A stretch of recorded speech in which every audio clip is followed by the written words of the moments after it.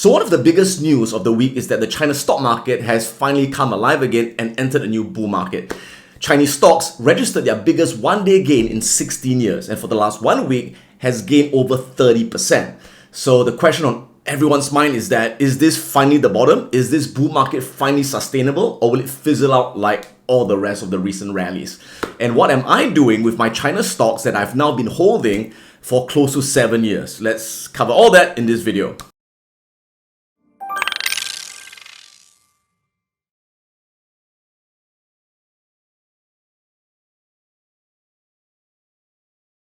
So what ignited this stock market rally in China? Well, basically the Chinese government came to a point of time where they said, enough is enough, we can't take this shit no more, our market keeps going down, our economy keeps sinking, we have to do something.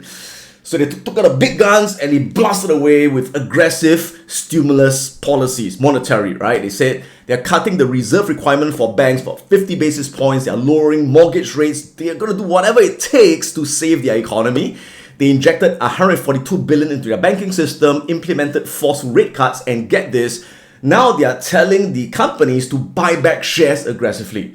And if you don't have money to buy back shares, we will lend you the money, you don't have to pay us back, lend you the money to buy back shares. So this was some crazy, unprecedented shit. And the market went crazy, people started buying like crazy, panic buying, and so Chinese stocks are up over 30% in the last 1 week.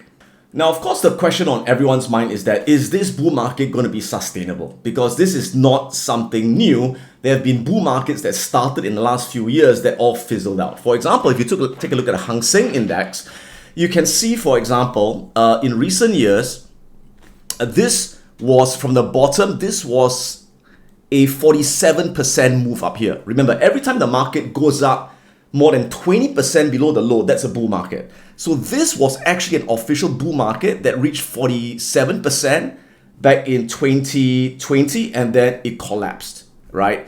And then there was another bull market that started in towards the end of 2022. So the market went all the way up, 53% in fact, 54%, and then it collapsed as well. So this was like almost 50% collapse, 50% collapse, and then now we have the market again from this low over here going all the way up to 53%, okay? So we're not out of the woods yet because we have seen 50% rallies that collapse. Will this one collapse? That's the question, right?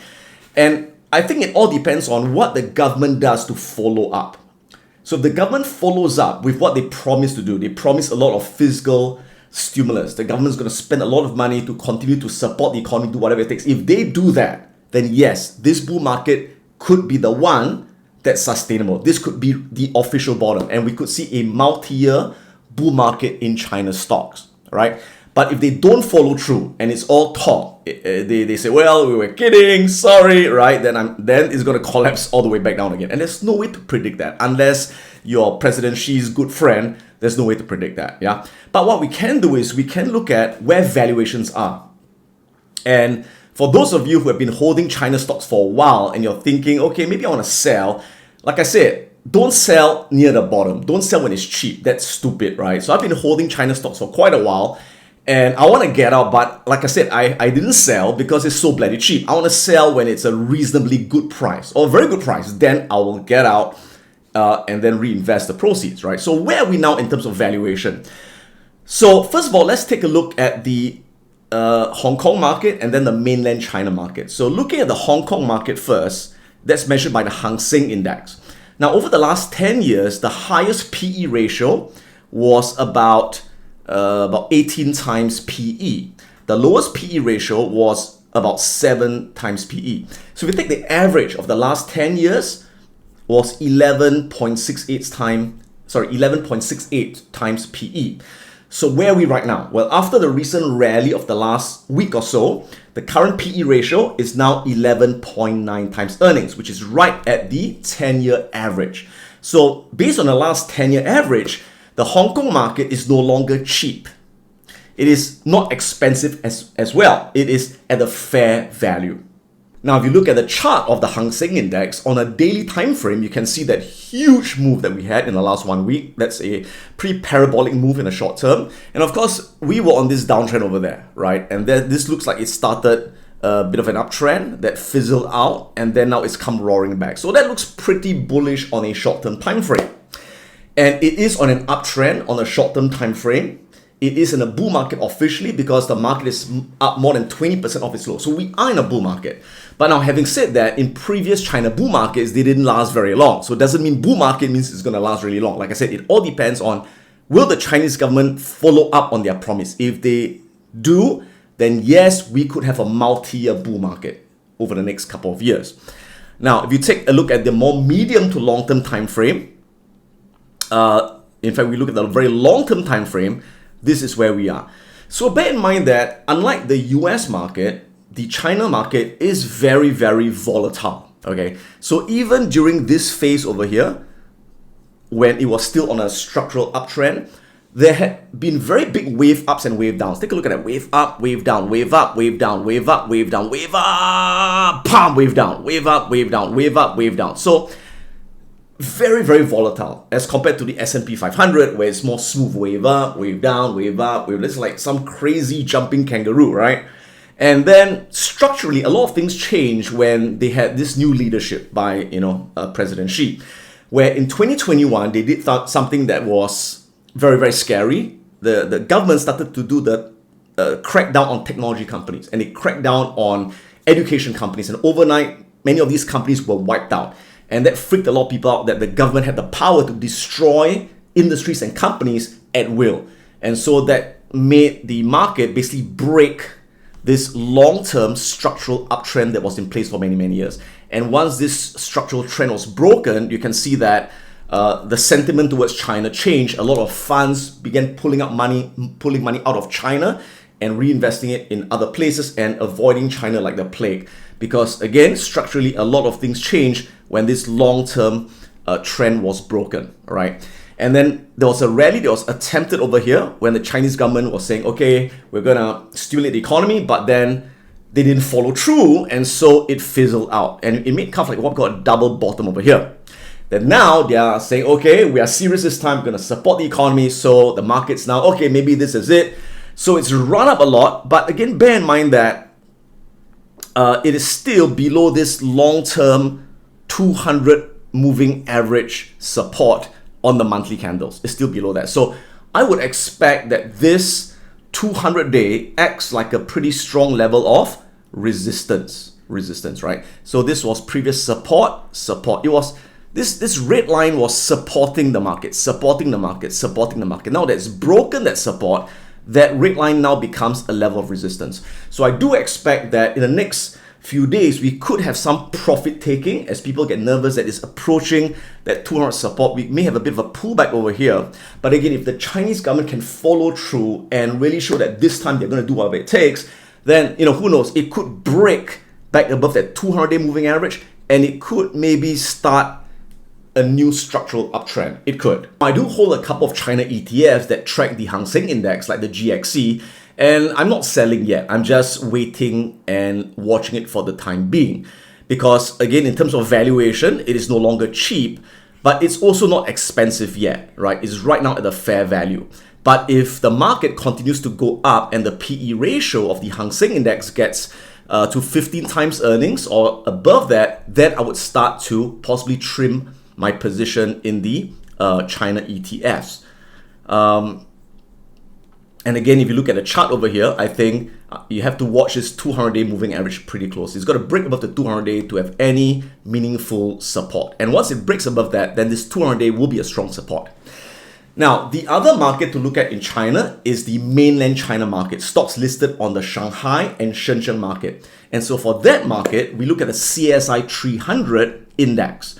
For the CSI 300 index over here, what's interesting is if you take a look at the last 10 years, the highest PE ratio was about close to 17 times earnings. And the lowest PE ratio was 10 times earnings. And the average PE was 12.63 times earnings. So where are we now in terms of the CSI 300 that tracks the mainland China market? As of now, it's at 14 times earnings. But bear in mind that the mainland China market is closed for the Chinese holidays for a couple of days. So it's closed right now, only Hong Kong is open, right? So at 14 times earnings, you can see that it's not cheap as well, all right? It's in fact above the 10-year average, and in fact, it's about one standard deviation above the 10-year average. And so because of that, I do have an ETF called the ASHR that's tracking the CSI 300. Yeah, yesterday I sold it, right? I sold it at a very small profit. I got out there, but I'm still holding my Hang Seng ETF. So what about some individual China stocks? Well, I'm still holding Alibaba, been holding it for quite a number of years right now, and I'm not selling yet because it's still undervalued. Like I said, it doesn't make sense to sell a company that's so undervalued. As long as the company is not losing money, company is still growing, company is not a bad company. So again, Alibaba was a great business. It was a monopoly. It's no longer a great business, but it's not a bad business. It's an okay business. As a result, I want to get out of it, but only at a reasonable price. And it's still too cheap to get out. So my latest intrinsic value that I calculated, this is based on the 9988, which is the Hong Kong listed Alibaba. And my intrinsic value is 130 Hong Kong dollars. And again, bear in mind that this intrinsic value can change or will change as they report their earnings. So if they have a sudden increase in their free cash flow or earnings, then I'll update or increase the intrinsic value. That's something that I do for all my students every month. I revise the valuation. But for their current earnings right now, conservatively, Alibaba is worth 130, right? So even with this strong rebound, right now, Alibaba's at $110 in terms of Hong Kong dollars. It is still below my intrinsic value of 130, right? So for me, I'm still holding it and I will only sell it above the intrinsic value of 130. Another one, for example, that I'm holding is Ping An Insurance. And it's one of the strongest insurance companies in China. They're paying a pretty good dividend yield of about 5%. So I'm being paid to wait, basically. And again, pretty strong rebound. In the last couple of days. And my valuation for Ping An Insurance, there's actually two valuations. So the first way I value it is based on its historical price to book ratio. And based on that method of valuation, I get about $95.50 Hong Kong dollars. But if I use a discounted net income valuation method, then I get $74.70 valuation. So the intrinsic value ranges between $74 and $95. That is the valuation range. And again, even with this strong up move, it is still quite undervalued. So I'm only going to sell it if it gets nearer the valuation. Only sell if it's fairly priced. Because again, Ping An is a good business. It's making money, it's recovering, it's growing. So no point selling it cheap. Doesn't really make sense. If this is possibly the start of a multi-year bull market for China stocks, should you buy China stocks right now? Should you add on to China stocks if you already have China stocks? Well, I think it really depends on you. As in, are you able to accept the uncertainty and unpredictability of that particular market, right? So I've been investing in China for many, many years. And previously, I owned Alibaba and Tencent and all these companies because I felt that they were great businesses. And to me, a great business is one that cannot be easily disrupted. They've got very predictable free cash flow and revenue. So they are basically unstoppable, all right? And what happened was in 2021, the Chinese government changed all that. They came in and they cracked down on tech companies. They said, we do not want monopolies. They started to implement certain regulations where Alibaba could no longer monopolize the market, where they broke up certain sectors like the education sectors because they were not in line with the social values of the state. And so that's when all these China stocks came crashing down 50-60%. All right. So the analogy I love to give is that, yeah, so China stocks, if you pick the right China stock, it's really beautiful. It's like this beautiful China girl, right? And you're dating China girl, but the problem is that she's got this crazy father where, you know, he could barge into the room anytime and bash your head in. And that's what happened in 2021. He bashed all the investors' head in. I was like, oh my God, right? And it was so devastating that from then on, many people didn't want to touch China anymore. Many funds stayed away from China, so much so that the Chinese market kept drifting lower and lower and lower. And I think it came to a point right now where the Chinese government is now realizing that, oh shit, we got to get our investors back. So it's kind of like the Chinese daughter going to the father and say, Papa, nobody wants me anymore. You chased them all away. Can you get them back, please, Papa? What have you done, Papa? And the Chinese father's like, okay, I will get them back for you. If not, my daughter has got no more husband. She will grow old alone, right? So now the Chinese father is like, okay, champagne and weed, come back, we're gonna party. If you believe that the Chinese father has changed his ways, he's put away his bad Lucille, and he's never going to interfere anymore in the future. And he's going to be like, popping champagne and giving you weed to see his daughter. If you believe that, sure, buy Chinese stocks, hold Chinese stocks, add on, because you could make a lot of money, right? But if you believe that there's a chance that one day in the future, whether 6 months from now, 1 year from now, 2 years from now, that father is going to get back his bat one day and say, screw the champagne, screw the weed, you're screwing my daughter, you're too happy, I'm going to bash your head in. If you think that could happen one day, then you would want to stay away, right? So for me personally, as I've said many times before, I'm holding on to my Chinese stocks, because if it turns out to be a multi-year bull run and the true bottom, sure, I could see nice gains with the Chinese stocks I've been holding for a while. But I'm not buying more, I'm not adding more. Because to me, the most important thing about investing is not to get the highest returns. The most important thing about investing is to buy an asset that has got a lot of predictability and certainty. And one of the things that I love about the US market is that in the US market, companies are stronger than the government. The government can bark and say, I'm going to sue Google, I'm going to sue Microsoft, but they've got no bite, right? Because after all, the companies in the US in the US, the politicians are funded by the companies. And many politicians, they own these stocks as well. So it's not in their interest to whack any of these great companies. So when I'm invested in the Google, the Microsoft, the Amazon, I know that they are untouchable, right? Whereas for Chinese stocks, yeah, they could do really well, but at the end of the day, there's still a chance, even if it's a 5% chance or 10% chance or 20% chance, where the government one day says, you know what, you've gone too far, you're making too much money, and I'm going to wipe you out. That could happen. And for me, I'm not willing to take that risk. And that's just me. Call me a chicken, that's me, right? But if you're someone who says, I'm willing to take that risk, I'm okay for it, go for it, right? So there's no right or wrong in this world. So again, to end off, I think it's all about which one you want, right? So right now, the China girl is really attractive, and to go out on a date with her only costs $50. She's still undervalued. A lot of stocks are undervalued, right? But that Chinese father could be lurking in the background saying, don't get too happy, I'm here, I'm watching you, right? But I'd rather stay with the American girl, who is a bit more expensive, cost me $200 a date, but the father's like, have fun, kids, okay, do what you want, okay, you're on your own. To me, I can sleep well at night, all right? So that's my take on the Chinese markets, and I hope you enjoyed it. May the markets be with you. If you want to catch my latest videos, click on the subscribe button right now. Click on the bell so you get instant notifications once I upload my latest video. If you want to check out my online courses, go to piranhaprofits.com.